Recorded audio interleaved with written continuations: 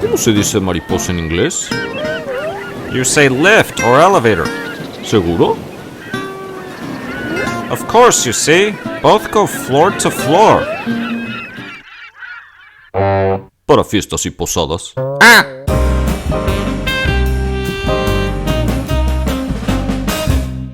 Hello, welcome. This is the first video of a very short series of numbers. So this is numbers in Spanish. If I say Spanish for the Castilian language, if you have watched that video, what's the difference between the two? Then you already know there is no difference.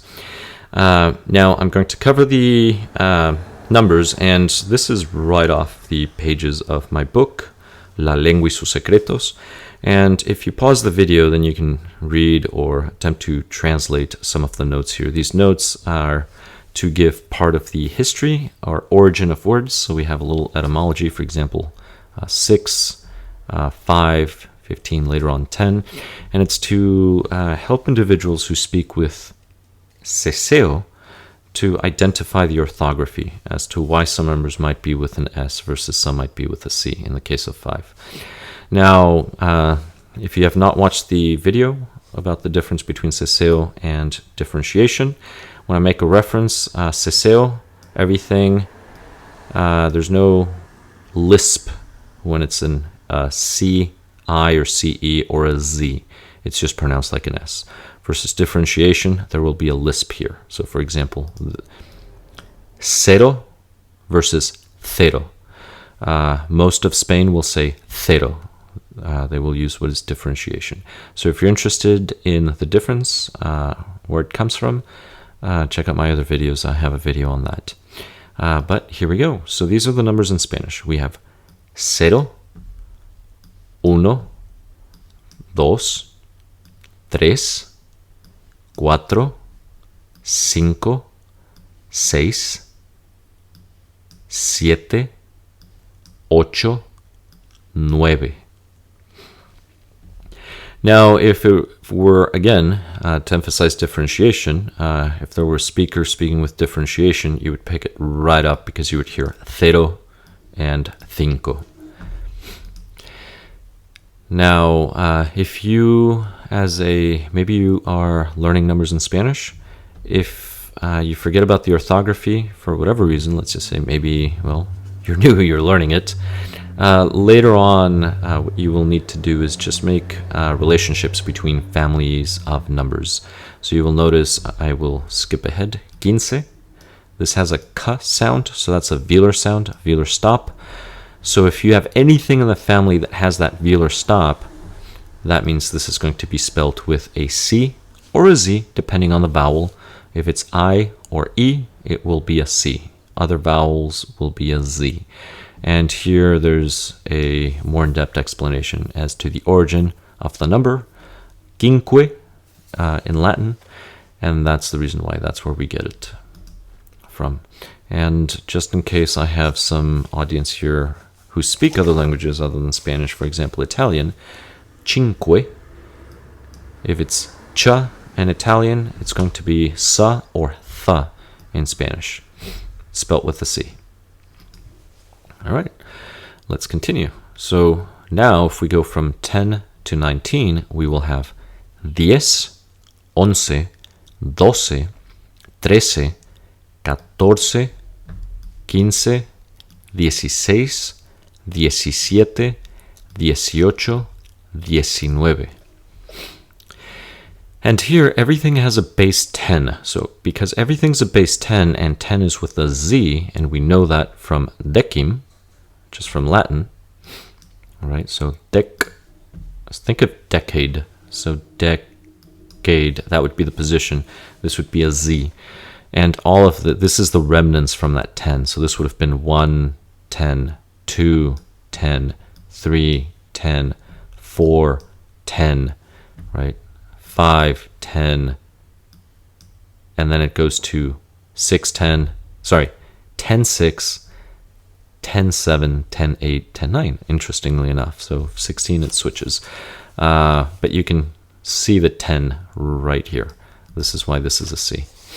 So I did ceseo.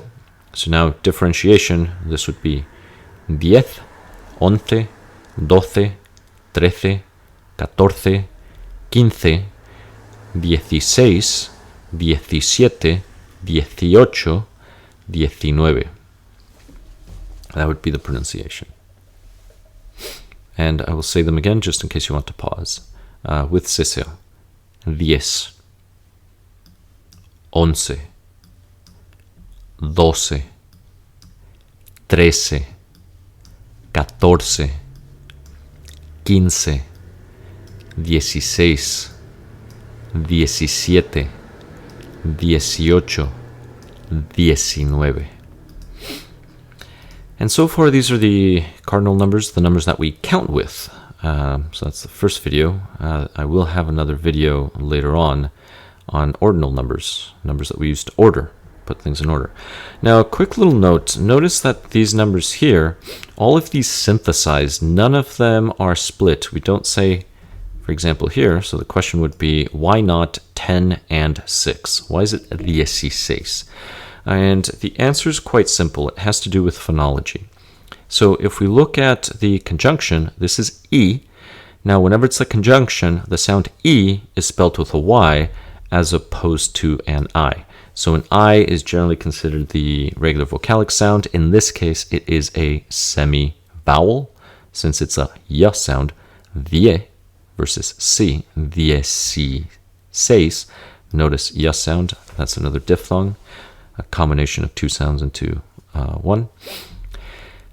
So what we're going to have here is the following.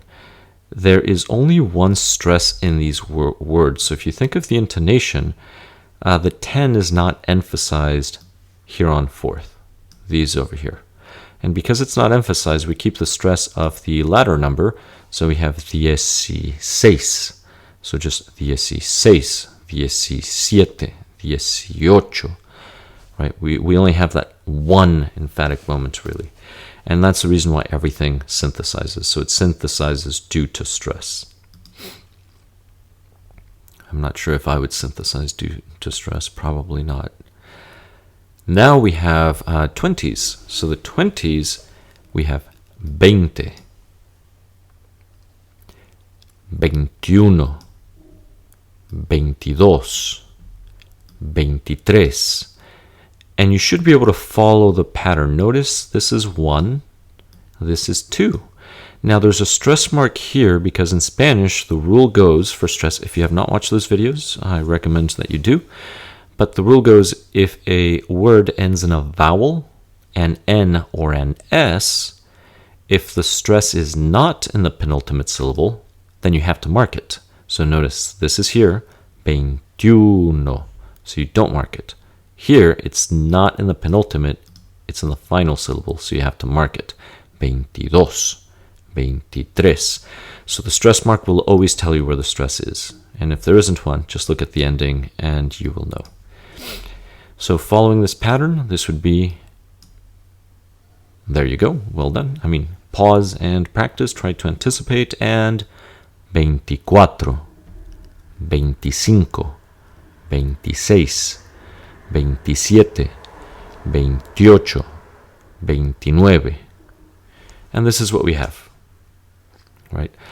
Now, if we think about it a little more, we have 20, right? So, for example, why isn't it this?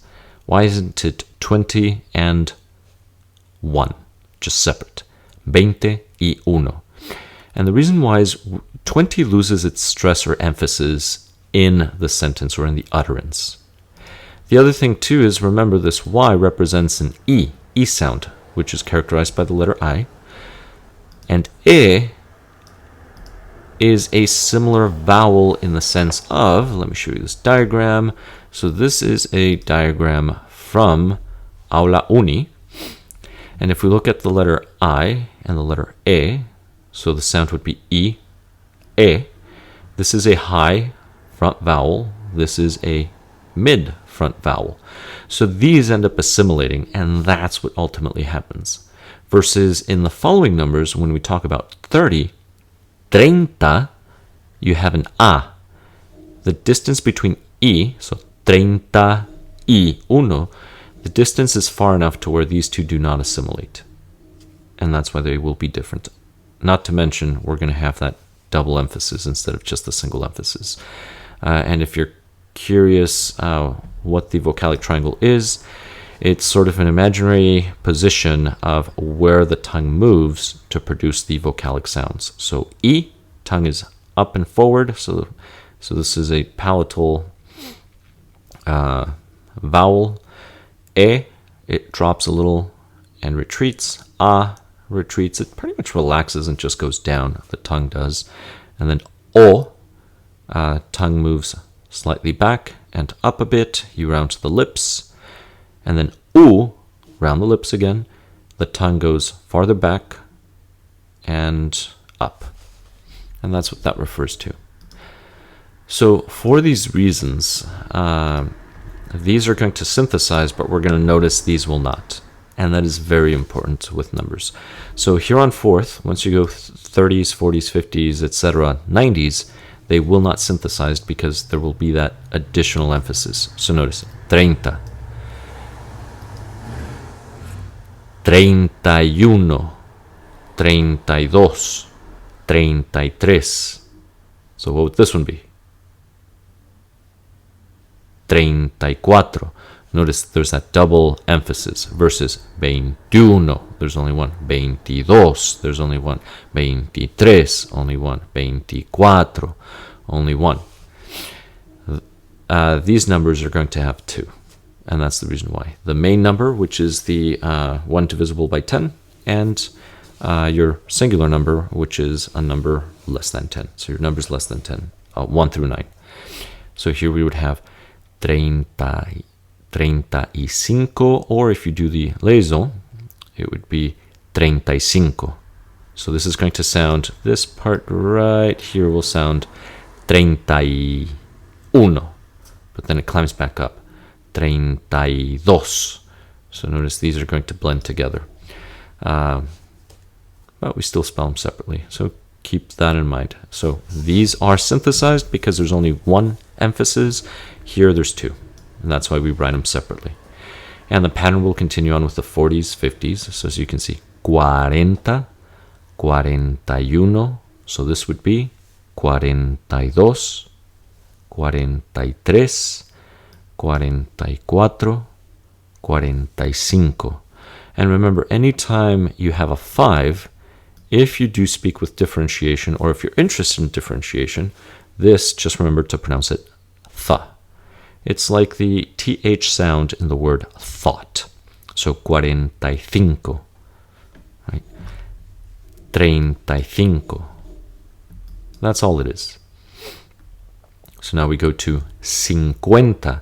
And remember, it has to start with a C because it's related to cinco, 15, and then if we fast forward to 500, it would be 500. So you have those velar sounds, those k sounds. So you know in Spanish it has to be spelled with a C if it sounds sa or tha. Tha, differentiation gives it away all the time. As soon as you hear that tha, and then the vowel, you know it's going to be a C or a Z in this case, never an S. Well, in academic Spanish, I should say. Unless the individual actually has a true lisp, and then everything would be a th sound, S's and all. But that's all. So 50, 51, 52, 53, 54, 55, and so on.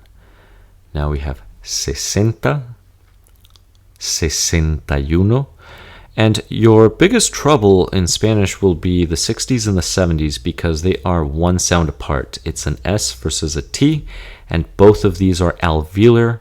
The only difference is this is a fricative, this is a stop, and that's it.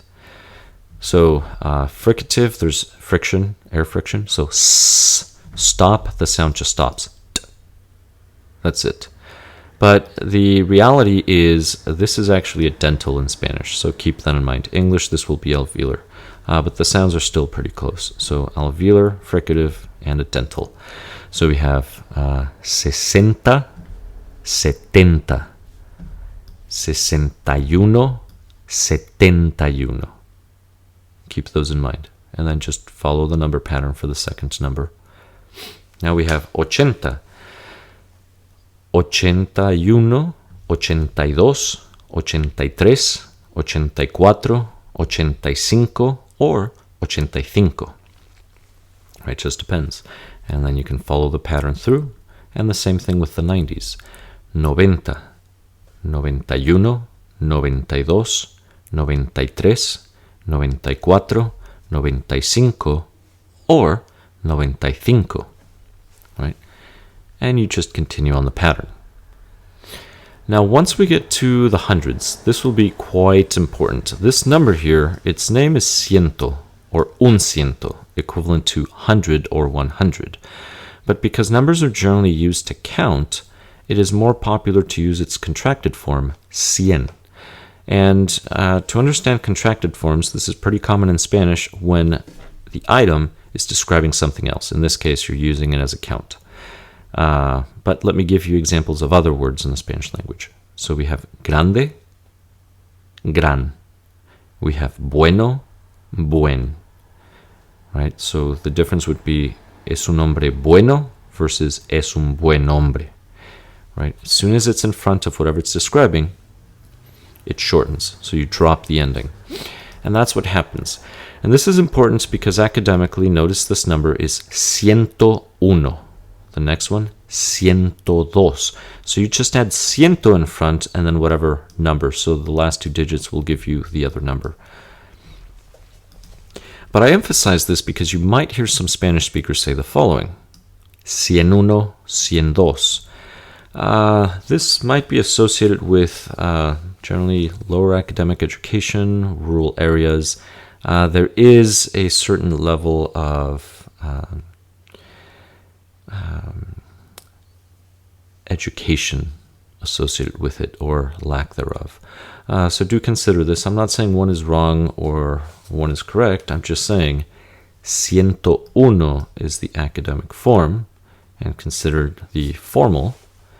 The other one is more of a colloquial or dialectal form to keep in mind. Usually found in societies with less academic education. And I'm using usually as the word. Keep that in mind. All right.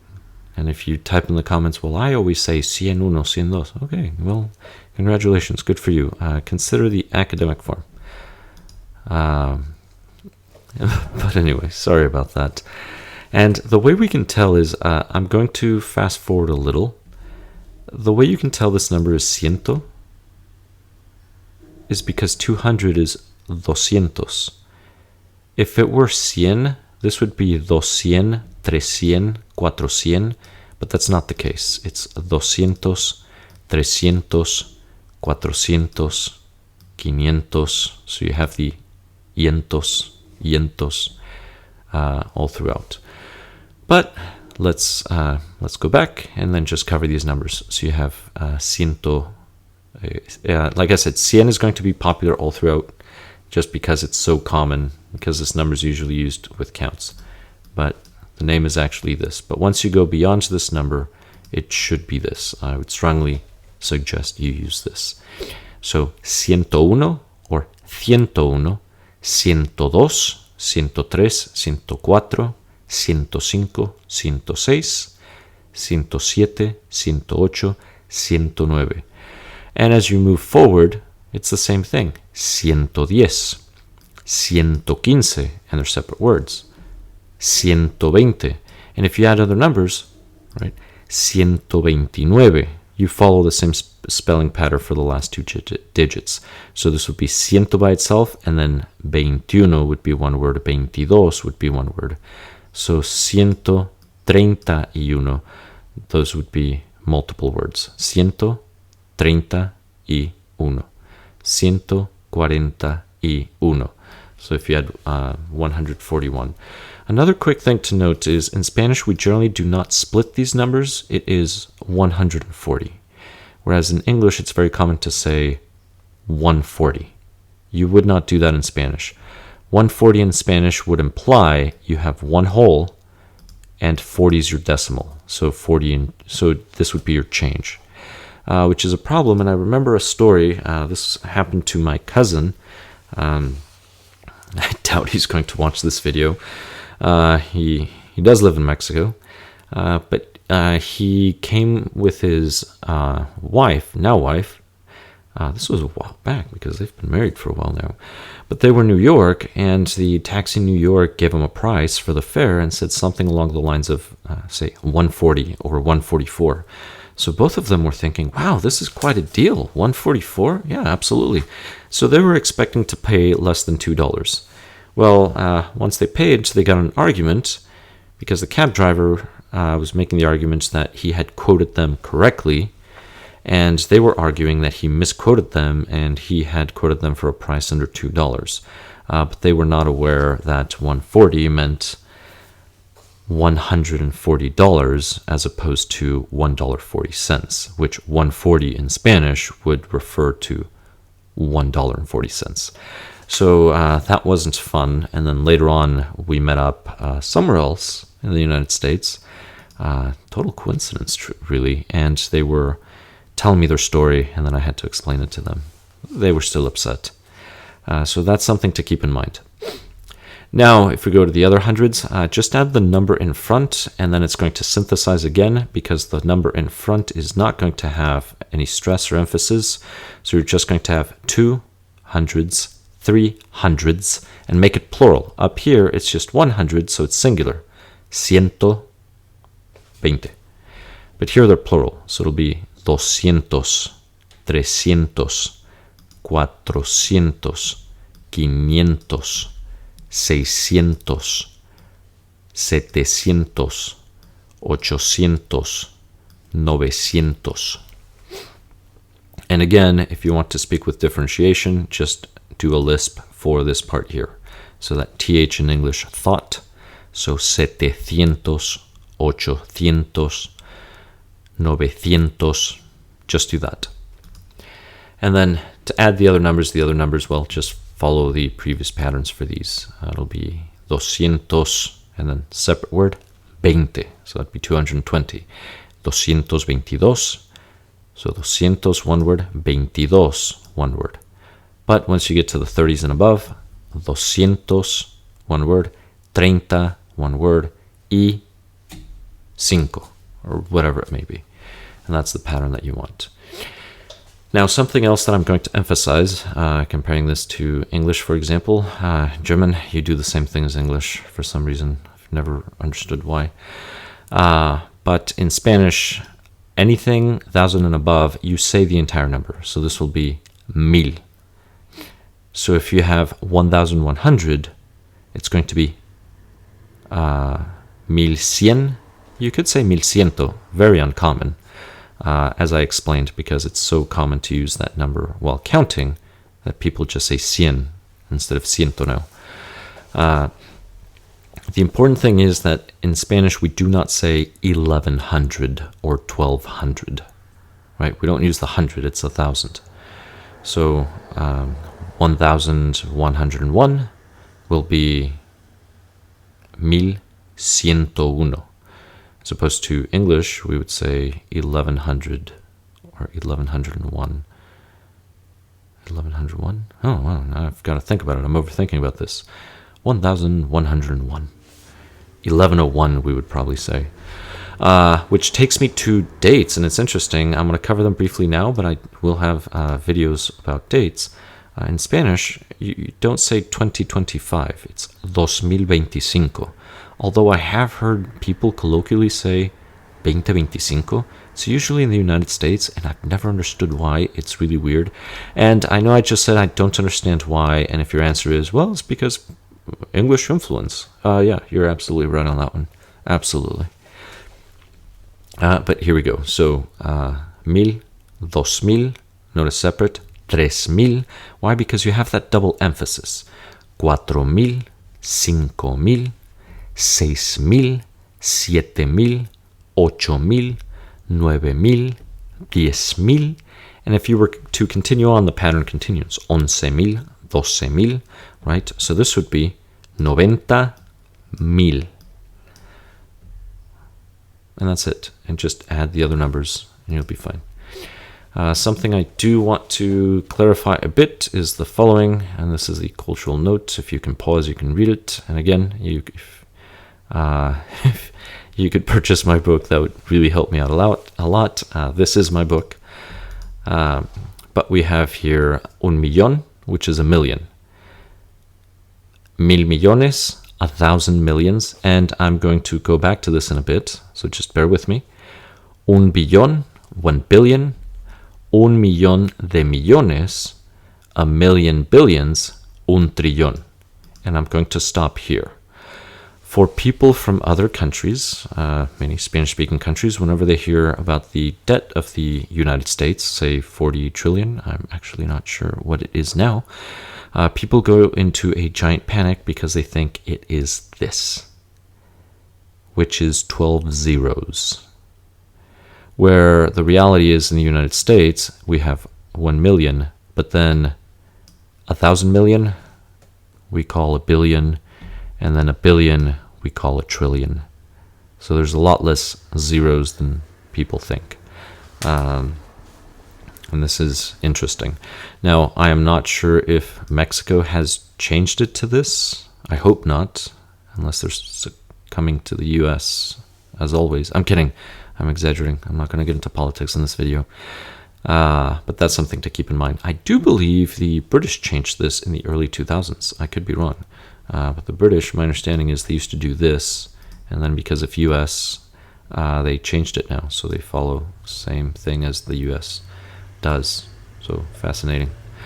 But that being said, thank you very much for watching. Please subscribe if you have not. Don't forget to watch the other videos with more numbers. Those would be the ordinal numbers. And I'll catch you in the next one.